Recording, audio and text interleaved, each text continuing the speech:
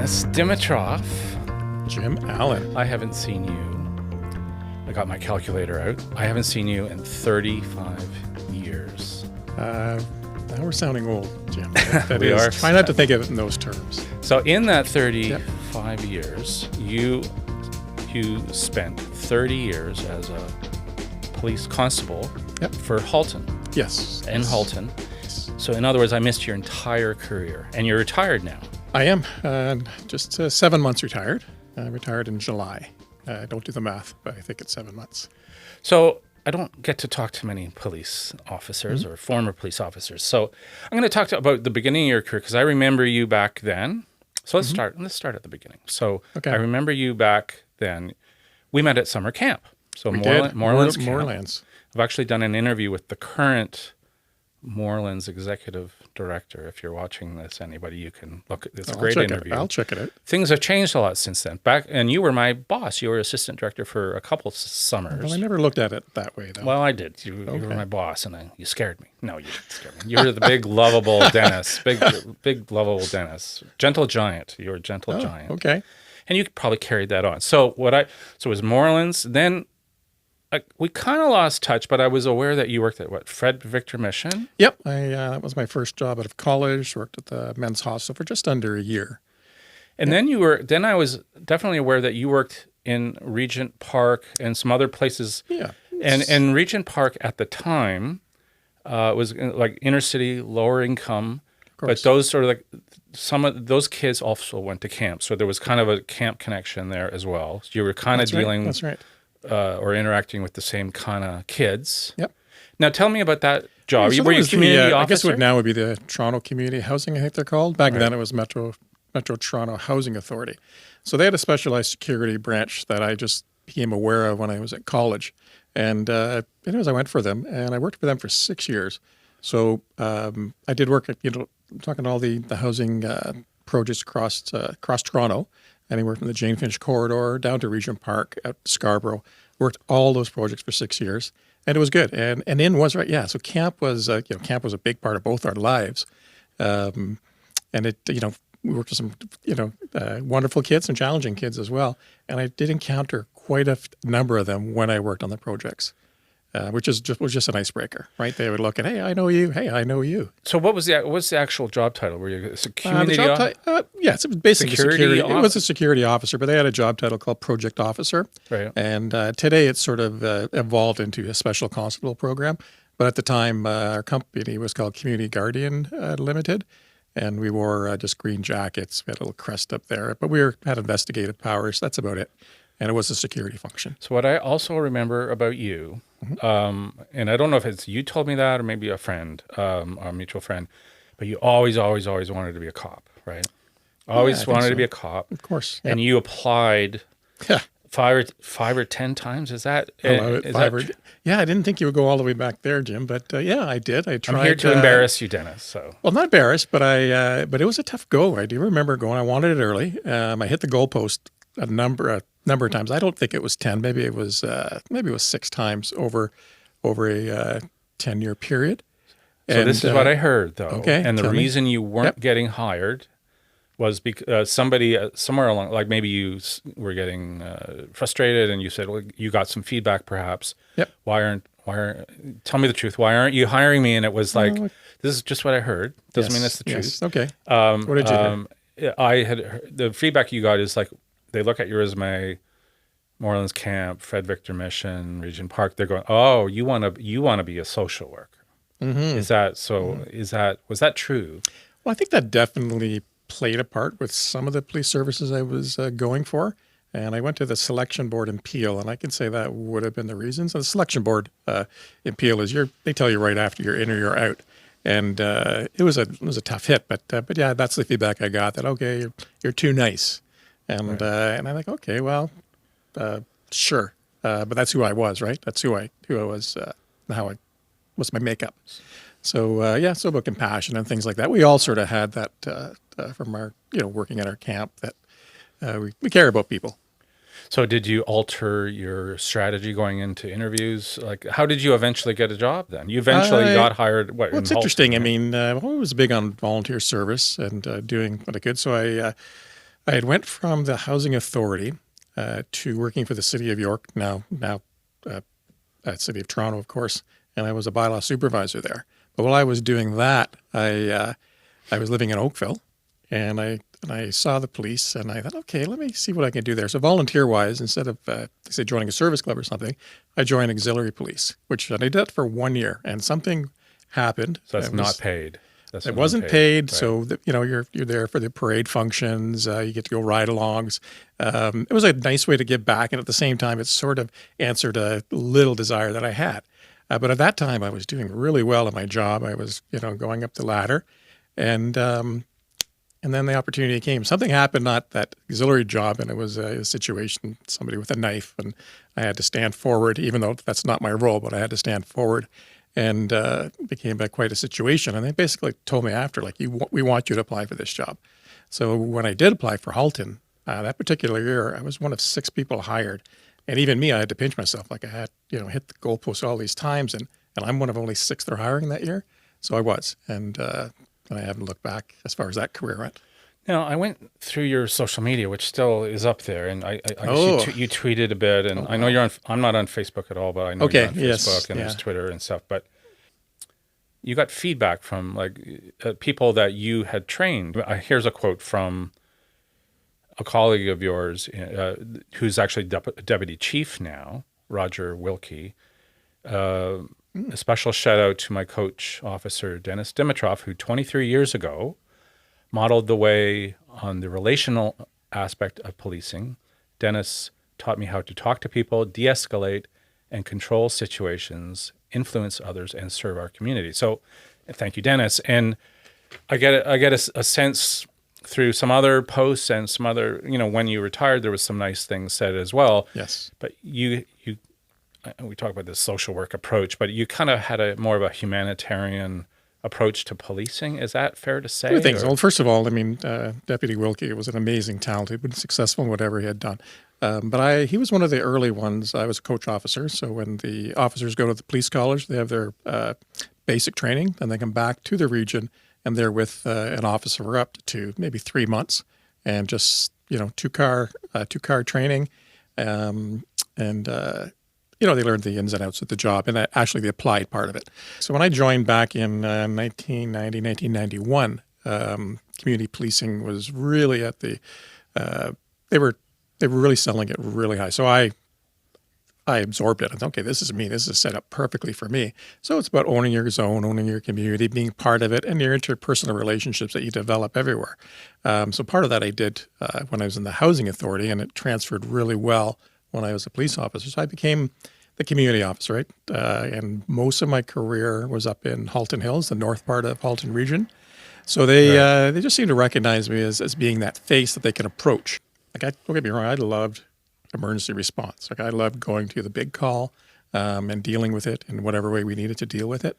But there was also the thing about treat people right, eh? And treat people the way that you want to be treated. And if they've made a mistake, well, we're in the business of dealing with people that make mistakes. Does that mean we write them off for the rest of their life? No. It just means that they have to be accountable for whatever they had done. But you treat them, you treat them well, you treat them with respect, and you just move on from there. And I was able to, over the years, I had people would call me up and tell me, listen, you guys are looking for me. I'm only going to turn myself into you. And I think, well, why? Well, because I trust you that you're going to treat me okay. I said, okay, I'll see you at work. When I get into work, you come in, we'll nice clean rest, and we'll do what we have to do. And other times too, if I dealt with some, I had a few people that I had arrested on more than one occasion, and it was always the same talk. We'd be across from a table, and I would say, okay, this is the last time, right? You're going to turn things around. You're going to get some help for whatever that problem is it's putting in this direction. And this is after you've arrested them. Oh, yes. Yeah. But I always had the same talk, right? Or I'd be coming into work one day and someone else may have arrested someone that I knew quite well. And I would go see them back in the custody area and say, hey, what's going on? I thought we had a talk last time that you weren't going to go down this way anymore. And it was those type of things that,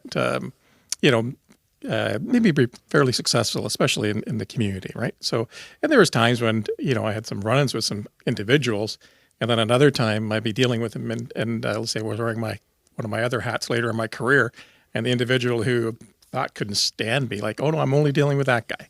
Right. And it went away. And I guess the final thing too is being at it for so long, there were people that, I may have arrested them as a teenager. Well, then they became parents, and that was their kids, in those 30 years that I had to deal with. And it was usually good, right? And I guess it's rewarding in that sense.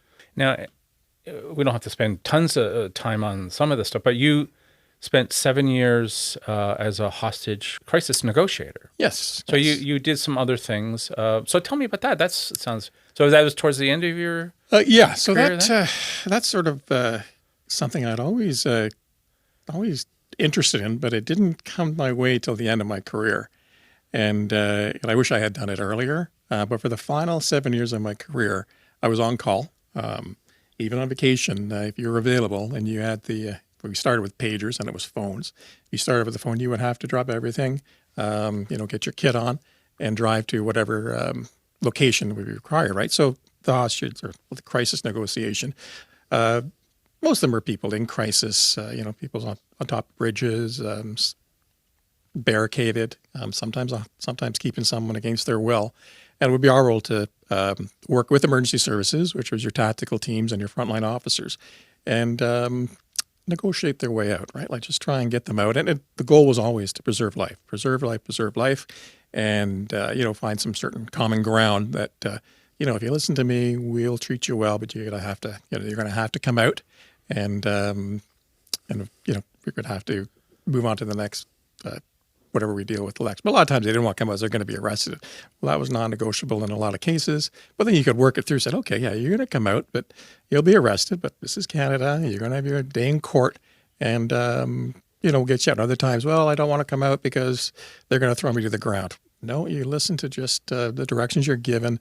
I guarantee you we'll treat you with respect. And a lot of times we would come out and meet the individual. And I have to say as well, the team that we had, and I was doing it, there were 6 of us. I was negotiator 6. And it's a team sport. It's not just an individual. There's different roles in the negotiating team. And it was a wonderful thing to be part of. And my only regret, I didn't do it earlier. Favorite part of the job? Well, there was one thing I did before it was the the crisis team. And that was I worked for something called COAST, which stood for Crisis Outreach and Support Team. So I was one of the early officers to do that.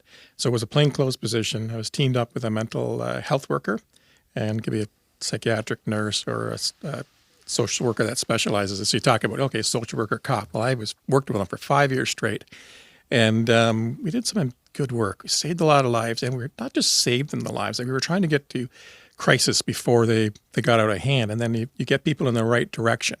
So that sort of put me in a spot which helped me when I went to the negotiating team, but also even my last role was in my last bureau I worked at was the Community Mobilization Bureau, and just the way you approach problems, thinking outside of the box. What are underlying issues? What are our underlying conditions that causing a person, to move to breaking the law or getting into crisis? So quite frankly, I took way more people to hospital than I did to jail.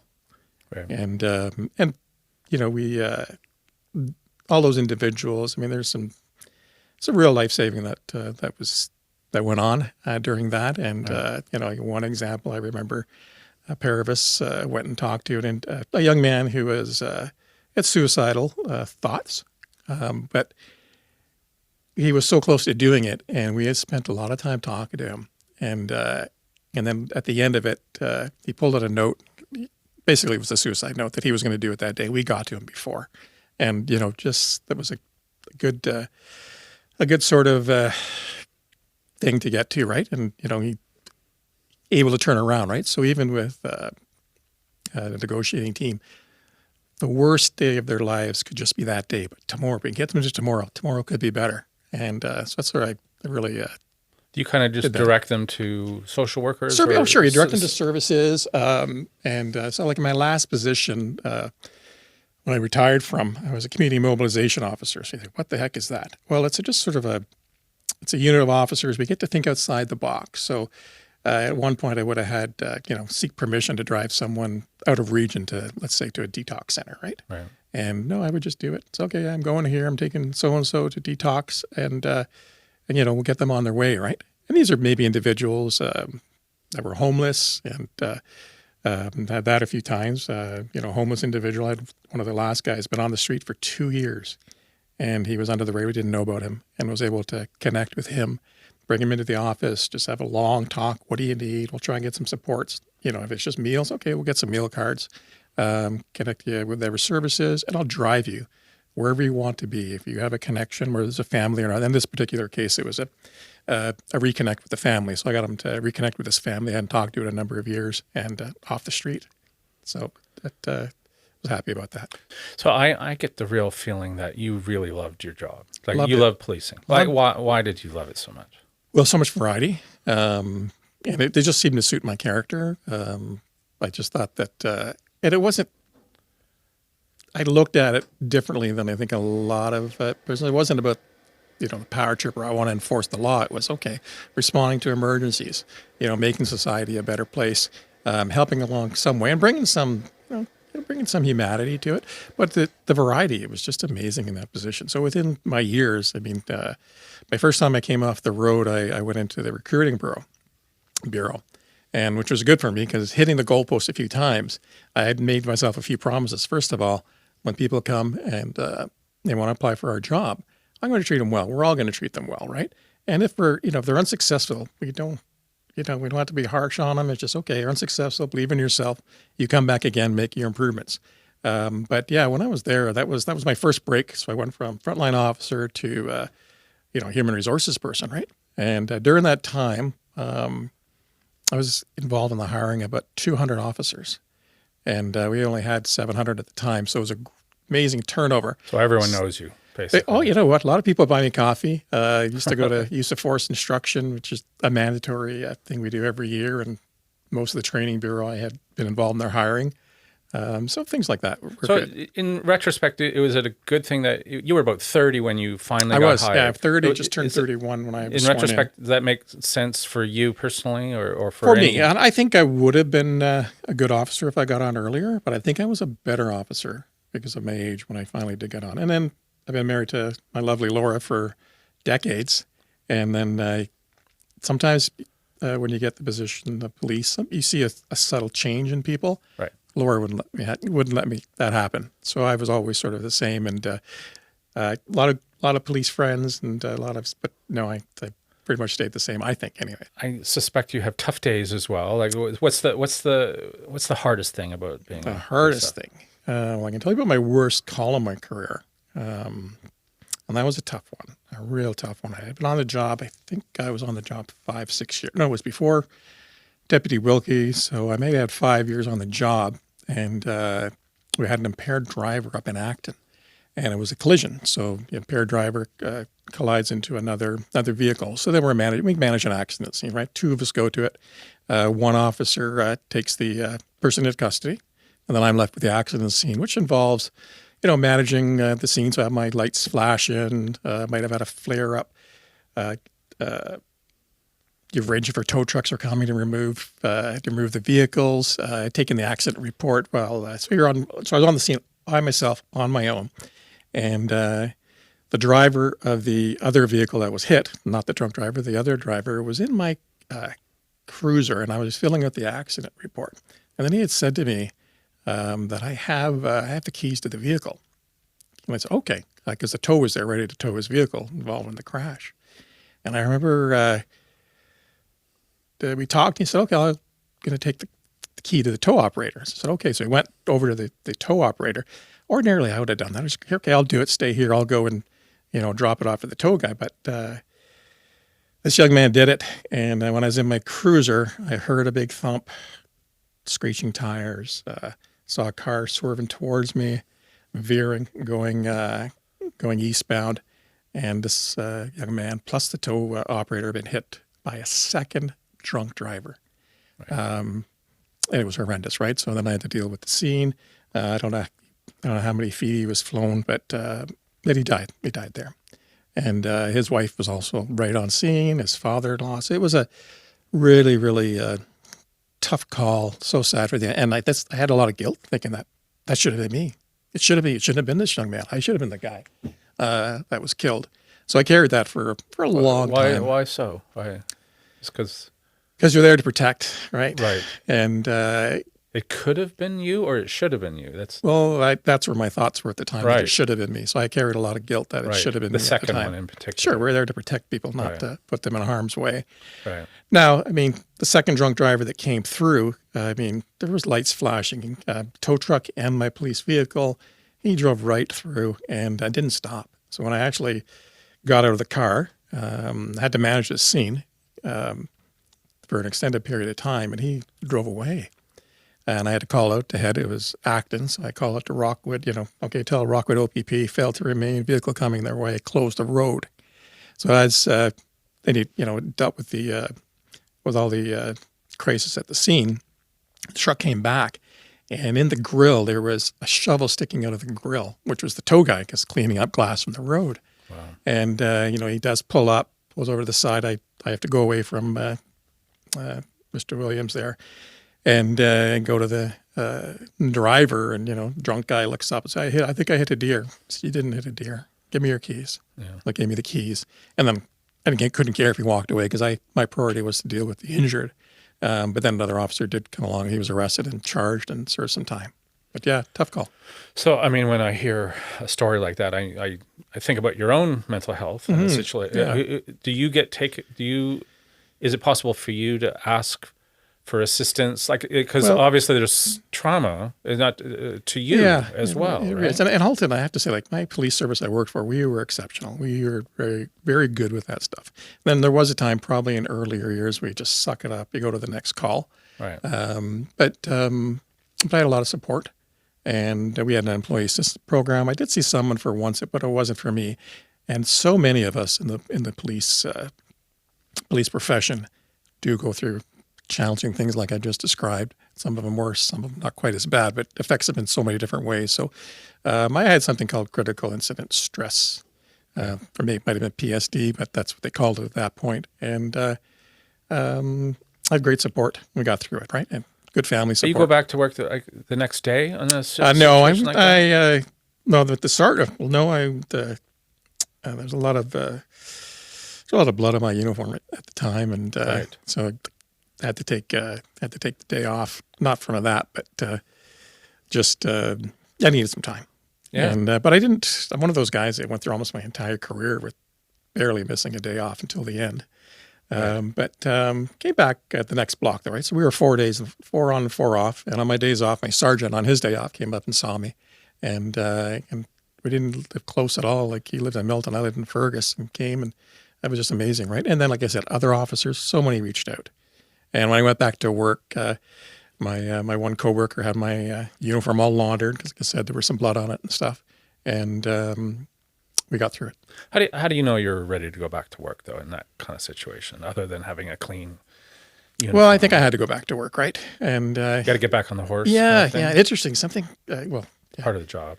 Yeah, it was. Yeah, you had to get back. Yeah, of course. That's what I was paid for. And like I said, when I say it, I probably took one day off, and then it ran into my regular days off, and then came back the next block and had some support.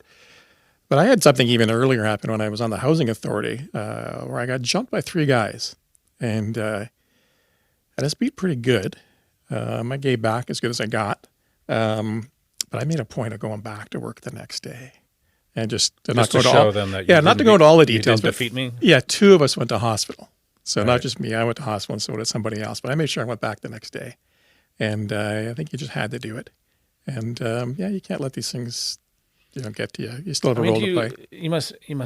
I mean, talk about having a bad day at work. I mean, you must. Do you take that home occasionally? On occasion, you say you have a wonderful wife, etc. But I mean, how do you leave that at work? Well, I have a very good relationship with my special Laura, and she knows when I need my space. Right, or I need to go somewhere or do something. And she can sense that you had a stressful day. You don't need to tell her all the details, or no. I mean, no. I mean, sometimes I would, and or just go into the. Just so she kind of knows what. Yes. In broad. Yeah, of course. And then she'll give me my space, or I do what I need to do. I've always been active. My weight always hasn't been. My weight's been up and down, but I've always been active. So exercise, of course, was a big part. Or so whether it's sports, golf. You ate your stress, did you? Sometimes I did. Yeah. Sometimes I did. My weight fluctuated over the years. We're having pizza tonight, Laura, kind of thing. Or... Of course. Yeah. Yes. Let's go. Let's do that. That's, of course. Yeah, for sure. Well, that's what's interesting about talking to you too. Is like, police officers have a life. They're real people, right? Mm-hmm. And then you also had some health issues yourself. You have a son who has health issues. Yes. So I don't know what you're comfortable talking about, but towards the end, you had a health scare in the last few years, right? So I mean, it's interesting. Losing contact with some of our camp people earlier on. I'm not sure if I left the camp scene or the camp scene left me, but things did happen. Things became very complicated. I got married younger than I guess most of the group, but then I had a child who was sick. He was born with cystic fibrosis, right? And lots of complications, and so that really put our focus in a different direction. But when you talk about my health challenges, and not only my health challenges, and your son is 35. So my son is 35. Perhaps not coincidentally, that's the entire time I haven't seen you. I wonder, as you maybe... Sure, that was a focus. He's always been a focus. And I have another son, Paul. That one's name is Mark. But yeah, it's always been a focus. And even to this day, like we support him. But to tell you, Jim, at the beginning, we didn't think he was going to live past 20. Right. So we were always facing that, right? That we're going to live him. And the last 2 years have been really challenging for our family because not only was Mark in the really difficult stages of cystic fibrosis, but I was diagnosed with colorectal cancer 2 years ago this month. And it was a hard go for me, real hard. And then my wife, Laura, was diagnosed with breast cancer last summer. So you're talking a real tough couple of years in the health department. Right. But you personally fought back. And then I suspect from reading your social media, you came back you could have retired, but you wanted to retire as an active officer. Is that I did. I didn't want to retire. So COVID, the damn COVID, I was diagnosed and then went off right at the start of COVID. So March of 2020. Right. And I was sent home because immune system and all that stuff. And then I had a hard 10-month battle. I was stage 3, some really difficult surgery, radiation, chemo. They didn't skip anything. And in fact, even at the start of COVID, radiation was supposed to be a 28-day cycle. They says, for you, we're going to do it in 5 days. So I had a really, really heavy dose for 5 days. And I was okay. I mean, still in hindsight, would have done it, but yeah, it was just part of it, right? And I may have thought I was tough at some points in my life. I'm a tough person, but that really tested me. But I do know I'm fairly strong and tough at the end of it. But yeah, so I got through the 10 months. Went back to work a little too early, to be honest with you. But I was dying to get back because I wanted to retire, like you say, on my own terms. So it weakened you? Yes. So at the end of... You lost weight probably, right? Oh, I lost a lot of weight. Went down to my weight I was when I finished high school. It's something else. And that's from being, quite heavy at one point down to, we'll say, 75 pounds less of my heaviest. I went to my lightest during my illness. I'm back up now about 25 more pounds and 30 pounds maybe. I feel okay. So I'll keep it at this weight. But when I went back to work, I had neuropathy from chemotherapy, so my hands and my feet were tingling, and sometimes they're really numb, and sometimes a little bit of pain. So but nerve and mostly tingling? Discomfort. But I wanted to get out there. I didn't want to I wanted to get back to my old job as much as I could with my old job. And so being on the street, you mean, or no? At that time, I was in the Community Mobilization Bureau. Right. So I had an office up in the Halton Hill Station in Georgetown, and like I said. Still sort of an extension of some of the other work I had done. Problems would come to me, what can you do, right? So it's like I was thinking outside of the box, like let's say for neighbor disputes, bring people in for mediation, that sort of thing. So it was a I wanted to get back to that, but I also want to be able to, if something happens, I want to be able to go to that emergency. So I wanted my use of force options back. So the big thing, I guess, was like the firearms. So I was able to load my firearm, shoot it, but I wasn't able to load the bullets into the magazine. And but you didn't need that to pass, so someone did that for me. So when you talk about your son and cystic fibrosis, there's been a lot of progress over the years. I mean, he's 35 now. There has been, yes. And you said before you weren't expecting him maybe even to live that long. So right. what's changed in that regard? Man, this is so recent, Jim. This is like brand new. I mean, and it's life changing. I'm free to share it with you because a month ago, this retired. He was probably struggling the worst he had his whole life. But he's just been put on a new drug that's not cheap, really expensive. We think it's a game changer. And I can tell you in the last 2 weeks, we're seeing, not the nonstop coughing, not the congestion in the lungs, not the digestive issues. So this is brand new, but it's really expensive. So, with the fight against cancer, of course, that's always there. But the cystic fibrosis world, we've made some strides, and let's keep going, right? So I think it's a worthy cause if people want to support it. So we're talking just a few days after this whole thing in Ottawa ended. Oh, of course. So I'd be remiss if I didn't. I've got a police officer in front of me. I could ask you about that. Mm-hmm. And I suspect. I mean, are you like an old, like an athlete who is watching football? Let's say, I think you played football in high school, right? So yeah. Are you watching TV? And are you missing it when you're seeing and then cops in action? Yeah, and just to go back just one step further, like even COVID, when that happened and I got sent home, I felt like I was sitting out the war. This is when they needed us the most, and I wasn't able to be there. So I did get back to work within the 10 months and did a little bit, with the COVID, police response to COVID. But with this one you're talking about now, do I want to be there? Sure, I would have wanted to be there. I don't know what my role would have been, maybe a liaison officer. I'm too old to be on the front line. But on that whole thing, looking at it from the police lens, I was really impressed with the restraint the police showed and their tactics. And because I know a little bit about the tactics, I sort of knew how it was going to play out in certain things. And a few other things threw me off, like, oh, I didn't see that coming. Yeah. But I think the officers did extremely well. It's just days after it ends when we're recording this, but a lot of it's very political online. I'm probably slightly left of center, honestly. Yep, fair. However, that said, I mean, I was sitting on the couch for the American thing, the famous January 6th so-called interaction.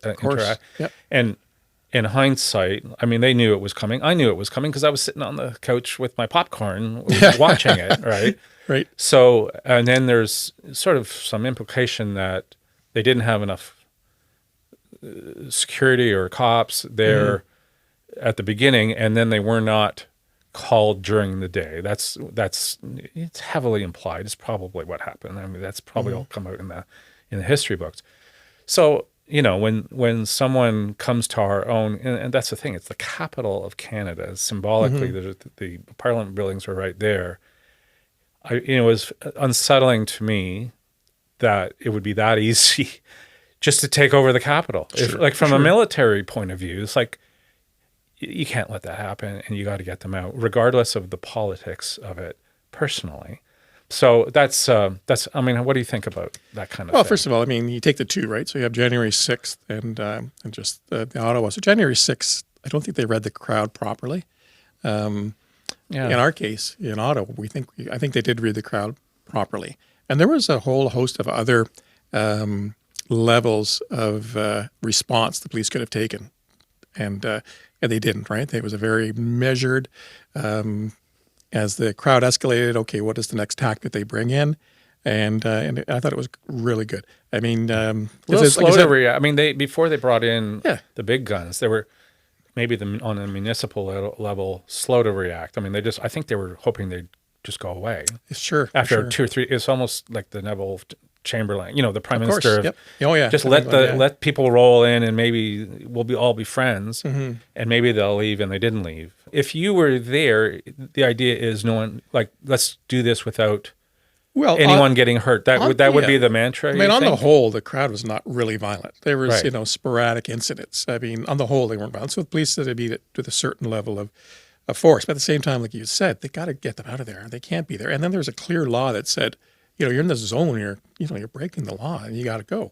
And we can go further, Jim, as far as like that was their point made. I thought their point was made, on the first day they were there. Okay, you made your point. Get the hell out. The delay was something because they got more and more ground in, right?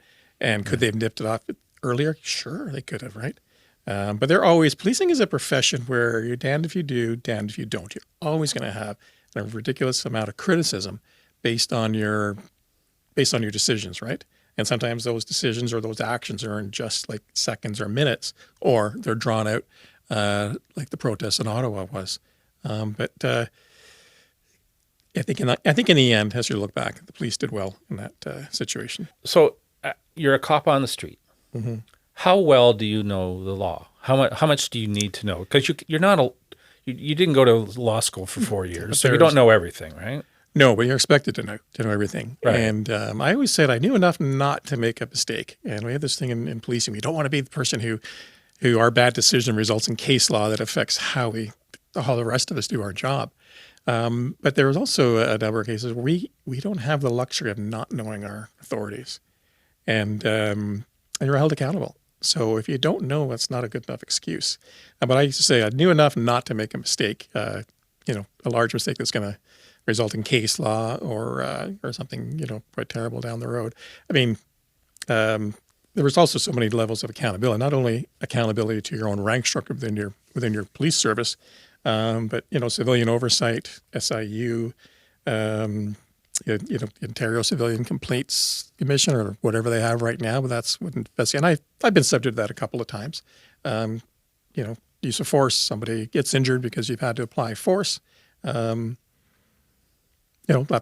take a look at it. Let's see if there's any culpability or responsibility on the officers. I had a couple of situations. I knew even going into it that I did what I had to do. Unfortunately, something happened. And the person was hurt mildly, but he was hurt, and they're going to look at it and they're going to hold me accountable and let the chips cards fall where they may, or the chips fall where they may. As long as your conscience is absolutely clear. Absolutely, Kind of yeah. You don't want to be deceitful. I mean, this has happened, and like I said, though, everybody they look at those incidents that could be seconds and minutes, and they're going to dissect it. You'll be responsible for those decisions. So when you said earlier about not expected to know everything, you actually are. You have to know your stuff. You're a police officer, police constable out in the community. Mm-hmm. And so you meet people, all shapes, sizes, all sort of socio-economic categories. What part of society needs the most help? Because it probably... Well, that's a hard question. I mean, there's so many areas where people need help. But my thing I focused a lot on is food. Right, food shortages, and food banks. I mean, there was a number of calls I went just as a regular officer, and I remember, you go in and you check on. There's no food in here, and I remember going out, and sometimes I go out and buying food for people. Okay, coming back, and here's $25, whatever we could do, and then that was sort of the start. Then through that I got connected with the food bank in town, which was the Georgetown. It was called the Georgetown Bread Basket. And we did some pretty substantial food drives for them over the last 6 years, which basically sustained it. But so many people, all different walks of life, are needing those services now, right? So yeah, I mean, I think that's a good thing to be part of. And every town and community has a food bank. So for me, that's one I would get to. So just having food on the table solves a few problems. Absolutely, yeah. Sure. Or problems before they start, perhaps. Of course, yeah. Dennis, thanks for coming and thanks for being so open and honest. Okay. It's 35 years, too long. Good to see you again, and thanks for coming. Jim, thank you. Good to see you. You do a great job, so thanks for having me. Appreciate it.